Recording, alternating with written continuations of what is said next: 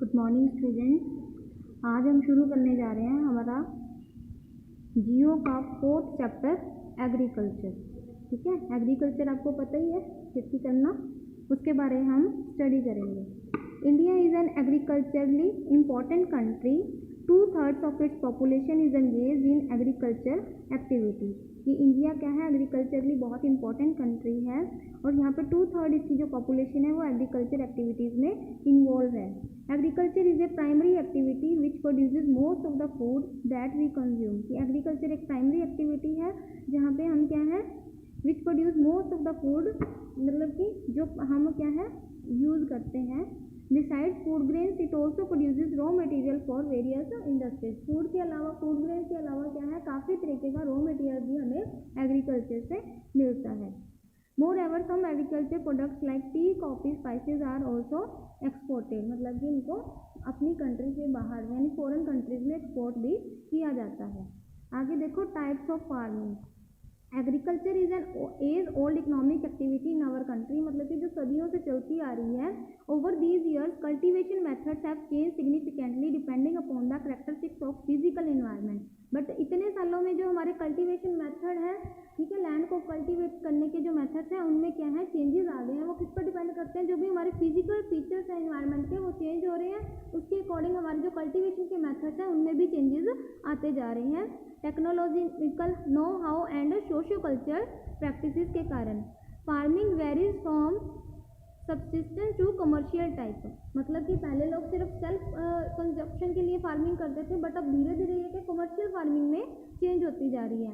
At present in different parts of India the following farming systems are practiced। सबसे पहले देखो primitive substance farming. अब इसमें क्या है, this type of farming is still practised in few pockets of India.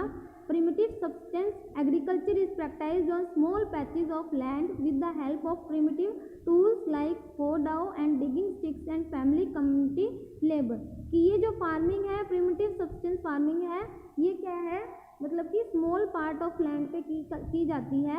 ये किस लिए, और जो भी हमारे जो पुराने टूल्स जैसे कस्ती हुई, फावड़ा हुआ, इन टूल्स को यूज़ करके ये एग्रीकल्चर की जाती है। और ये क्या है, इसमें लेबर क्या होती है, जो हमारी फैमिली लेबर्स है वो इसमें इन्वॉल्व होती है। This type of farming depends upon monsoon, natural fertility of the soil and stability of other environmental conditions to the crops grown. और ये जो फार्मिंग है वो किस पे डिपेंड करती है, मानसून पे, जो हमारी सॉइल की फर्टिलिटी कैसी है उस पर डिपेंड करती है, और जो भी इन्वायरमेंटल कंडीशन हमें फेवरेबल चाहिए एग्रीकल्चर के लिए उन चीज़ों पे ये डिपेंड करती है।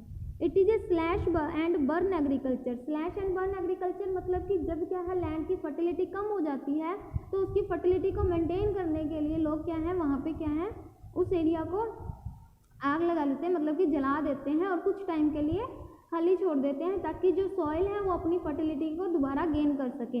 और क्या है, लोग क्या है एक नया एरिया या एक पैच ऑफ लैंड क्या है तैयार करते हैं एग्रीकल्चर के लिए।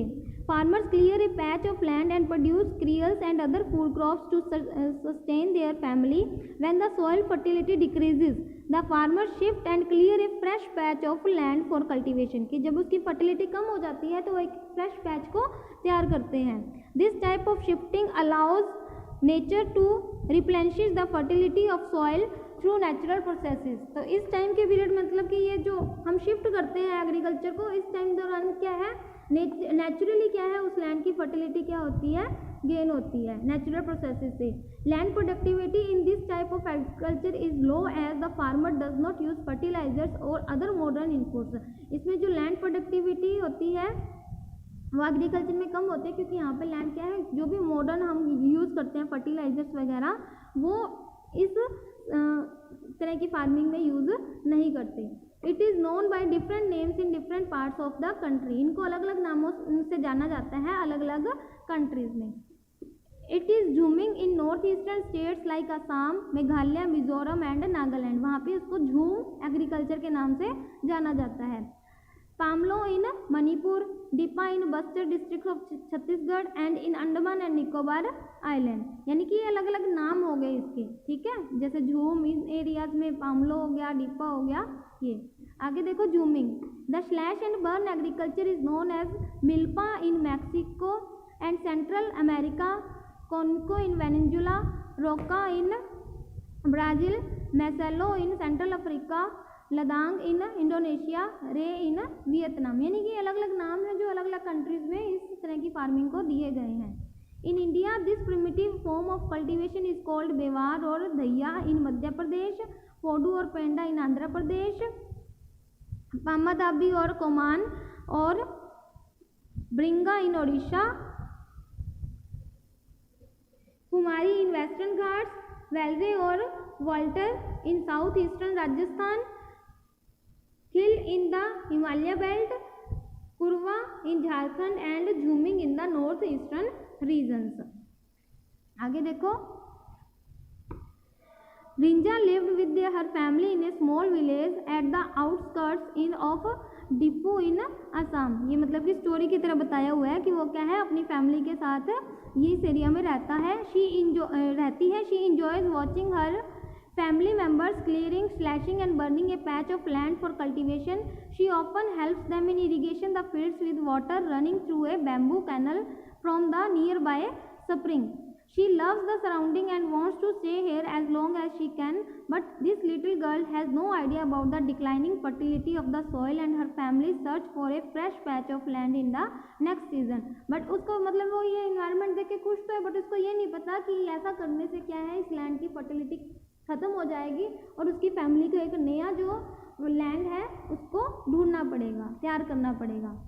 आगे देखो, intensive subsistence farming. This type of farming is practice in areas of high population, कि इस तरह की जो फार्मिंग की जाती है in areas of high population pressure on land, कि मतलब कि जो लैंड पे प्रेशर है वो काफ़ी होता है। It is labour intensive farming, जहाँ पे लेबर को यूज़ किया जाता है। Where high doses of biochemical inputs and irrigation are use for obtaining higher production, जहाँ पे क्या है, higher doses of biochemical inputs use किए जाते हैं और इरिगेशन के लिए, ताकि क्या है, हायर प्रोडक्शन ऑब्टेन कर सकें। Through the right of inheritance leading to the division of land among successive generation has rendered land holding size uneconomical. The farmers continue to take maximum output from the limited land in the absence of alternative source of livelihood। कि ये जो मतलब कि right of inheritance है, पीढ़ी दर पीढ़ी जो क्या है, ये जो लैंड की डिवीज़न होती जा रही है, तो इससे लैंड डिवीज़न से क्या है, लैंड क्या बढ़ती जा रही है, हमारी लैंड के छोटे छोटे टुकड़े होते जा रहे हैं, तो उससे क्या, छोटे से टुकड़े पे क्या है, प्रेशर क्या है, बढ़ गया। मतलब कि अब क्या है, जो पर्सन है वो उस छोटे से एरिया से क्या है, हायर प्रोडक्शन करने की कोशिश करता है। आगे देखो, commercial farming. The main characteristic of this type of farming is the use of higher doses of modern inputs, high yielding variety seeds, chemical fertilisers, insecticides and pesticides. सबसे पहले कमर्शियल फार्मिंग जो हम क्या सेल करने के purpose से करते हैं, सेल करने के पर्पज से कर रहे हैं, तो हम क्या चाहते हैं कि जो हमें मिल रहा है वो क्या है, हाई यील्डिंग वेराइटी हो, चाहे उसके लिए हम क्या है, केमिकल्स यूज़ करते हैं, इंसेक्टिसाइड्स और पेस्टिसाइड्स का यूज़ करते हैं, ताकि हम क्या हायर प्रोडक्टिविटी ऑब्टेन हो सके। The degree of commercialisation of agriculture varies from one region to another. जैसे कि rice is a commercial crop in Haryana and Punjab, but Odisha is a substance crop. मतलब ओडिशा में क्या है, जो लोग क्या है खुद के लिए इसको एग्रीकल्चर इसकी करते हैं। आगे देखो, plantation is also a type of commercial farming. In this type of farming a single crop is grown on a large area। ये एक सिंगल तरह की जो हम फसल है वो एक बड़े एरिया पे यहाँ पे ग्रो करते हैं, उसको सेल करने के पर्पज से। देखो, in India tea, coffee, rubber, sugar cane, banana etcetera are important plantation crops. Tea in Assam and North Bengal, coffee in Karnataka are some of the important plantation crops grown in these states. इनको underline कर लेना, ये आपके पीछे questions में भी आएंगे। Since the production is mainly for market, इनका प्रोडक्शन किसके लिए किया जाता है, मार्केट में सेल करने के लिए। A well developed network of transport and communication connecting the plantation areas, processing industries and market plays an important role in the development of plantation. कि ये सब चीज़ें क्या हैं, ये इनको ग्रो करना, फिर इनको मार्केट तक लेके जाना और इनका डिस्ट्रीब्यूशन करना, इन सब में ये क्या है, ट्रांसपोर्टेशन एंड कम्युनिकेशन, इन सारी एक्टिविटीज़ को एक दूसरे से कनेक्ट करते हैं। सो हमारी आज की वीडियो यहीं तक, कल हम आगे करेंगे इस चैप्टर में।